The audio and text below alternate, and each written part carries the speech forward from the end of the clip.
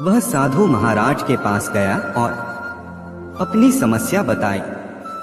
साधु महाराज ने रामू की बात ध्यान से सुनी और कहा, रामू, तुम्हारे घर में लक्ष्मी माता इसलिए नहीं रुक रही हैं क्योंकि कुछ चीजें ऐसी हैं जो उन्हें पसंद नहीं आती।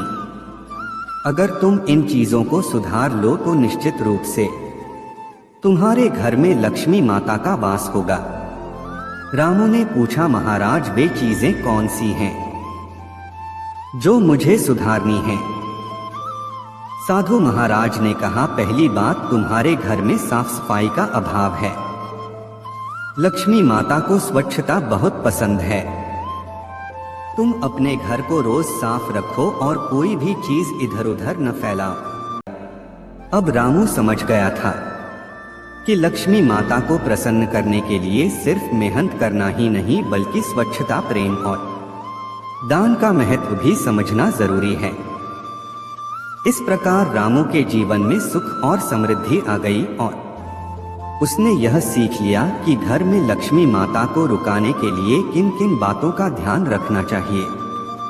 इस कहानी से हमें यह सीख मिलती है कि मेहनत के साथ साथ स्वच्छता, प्रेम और दान भी जीवन में महत्वपूर्ण है। अगर हम इन बातों का ध्यान रखें तो हमारे घर में भी लक्ष्मी माता का वास होगा और हमारा जीवन सुखमय बनेगा।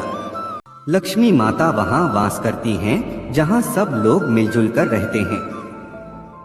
तीसरी बात, तुम्हें अपनी आय का कुछ हिस्सा दान में देना चाहिए। इससे तुम्हारी कमाई पवित्र हो जाएगी और लक्ष्मी माता तुम्हारे घर में स्थायी रूप से रहेंगी। रामू ने साधु महाराज की बात मानी और अपने घर में साफ सफाई रखने लगा। उसने अपने परिवार के सदस्यों को भी समझाया कि वे एक दूसरे के साथ प्रेम पूर्वक रहें।